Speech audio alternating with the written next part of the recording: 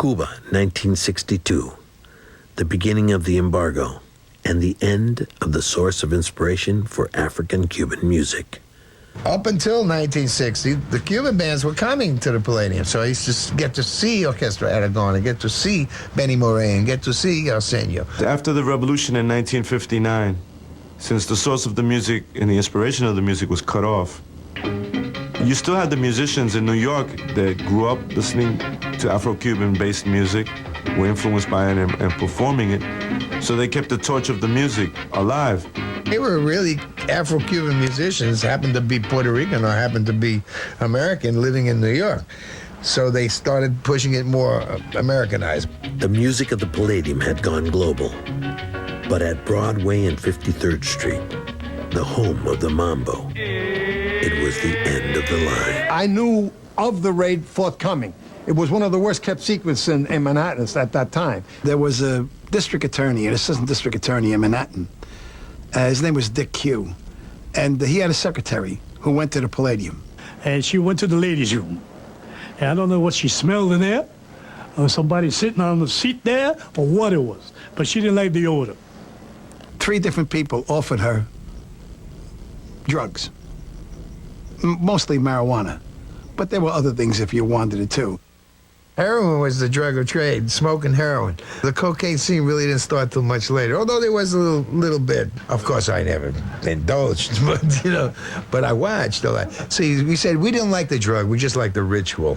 The guy, in effect, spearheading this raid was a very intimate friend of mine by the name of Sonny Grazzo. So it was Sonny Grazzo and Eddie Egan, the very famous detectives from the French Connection case, who closed down my place, in effect. I'll never forgive them for it.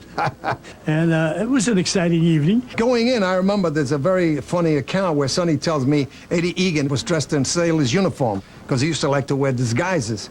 And he says they're standing outside, they're ready to go in, and Eddie Egan was in his sailor uniform, and these 2 guys from Harlem were coming by, and they were going in, and they said, hey, there's Eddie Egan. And they spotted him right away. 2 bus loads of police came and they parked in front of Birdland. And then somebody, one of them blew a whistle. And they ran up Broadway at 2 abreast or 3 abreast. 1 line went up the front entrance and 1 line went up the back entrance. Eddie would switch the lights off in the Palladium.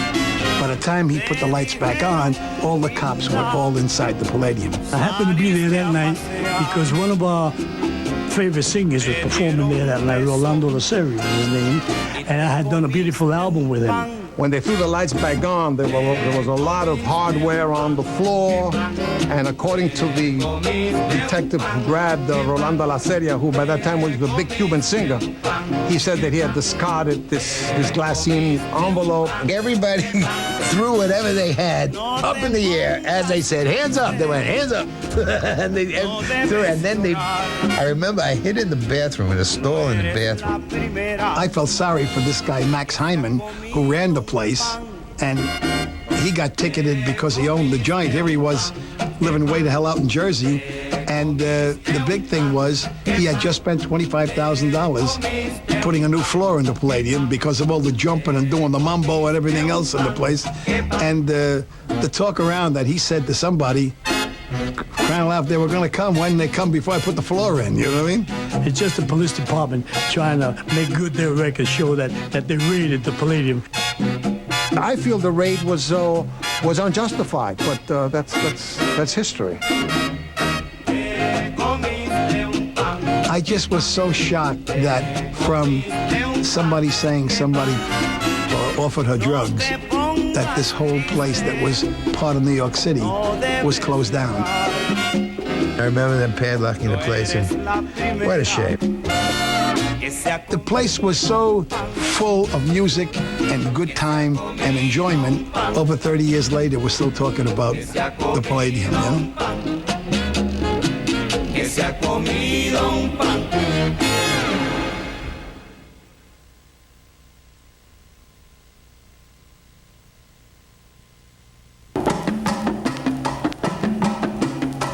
The Latin Latin music revolution, begun by Mario Bauzá and Machito, ignited by Tito Puente and Tito Rodriguez, and inspired by the thousands who entered the Palladium doors, lives on.